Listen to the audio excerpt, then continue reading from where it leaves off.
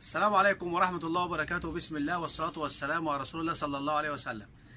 هنكمل مع بعض في الفيديو ده يا جماعة إن شاء الله الإجابة على الأسئلة اللي جت في التعليقات على الفيديوهات اللي قبل كده بإذن الله. عندي ذكر لاحم ما بيرضاش يكسر النتاية، وطبعا البيض بيطلع رايق. ليها حل ان شاء الله، ليها حل باذن الله يا جماعه. كل حاجه ليها حل. احسن حاجه للقص اللي زي ده، اي قص يروق عندك بيض ما يخصبش مره واتنين احبسه. لازم القص ده يتحبس، لازم النتايه الذكر والنتايه يتحبسوا في عين. ليه بقى؟ انا هنا بديهم فرصه احسن ان هو يتم التكاثر، بحيث ان لو في اي حاجه تانية او ذكر تاني او حمام في نفس العشه بيضربه، لا يبقى انا بديله فرصه كده ان هو ان شاء الله يكسر النتايه ويخصب البيض باذن الله. طيب لو الذكر نفسه بقى، ايه هو ان انا اهتم بيه ازاي؟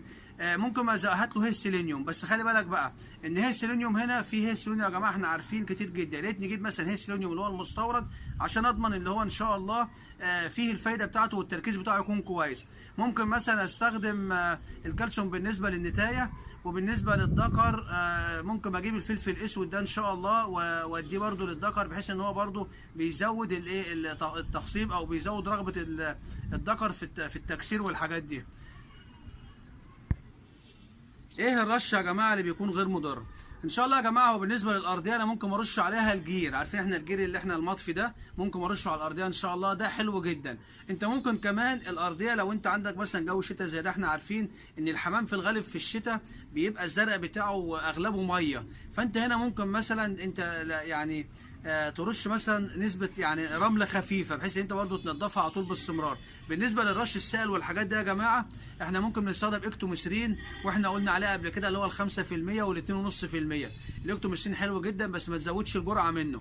لو احنا هنرش ببخاخه يبقى غطايه اكتوميسرين من اللي هي الخمسه اللي هي الاكتوميسرين ال5/10 دي يا جماعه بيبقى غطايه على لتر الميه اللي هو البخاخه. لو انا هستخدم ال2.5 بيبقى غطايتين. طب لو انا هعمل لهم استحمام في قلب مثلا في طبق الاستحمام ده، بجيب مثلا الجرد اللي هو بتاع البيض ده زي ما قلنا قبل كده، وبنملاه ميه وبنحط فيه برده غطيتين اتنين، بس ما نزودش الجرعه عشان الحمام لو شرب منه ان شاء الله ما يضرهوش.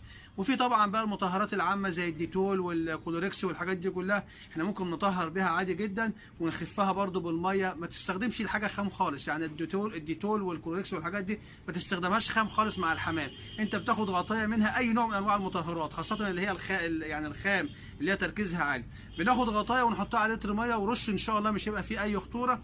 بس في حاجات يا جماعه برضو لازم تحاذر، ولازم لو انت عندك مثلا نوع من انواع المطهرات يكون مثلا يعني مش متداول قوي او ما حدش بيتكلم عنه او ما حدش جربه كتير، ممكن تدخل على النت وتبحث طبعا على النوع ده بالذات، لان في انواع مطهرات يا جماعه ثبت بعد كده انها بتسبب تسمم للحمام وممكن تموت الحمام، خاصه لما بتزود الجرعه منها.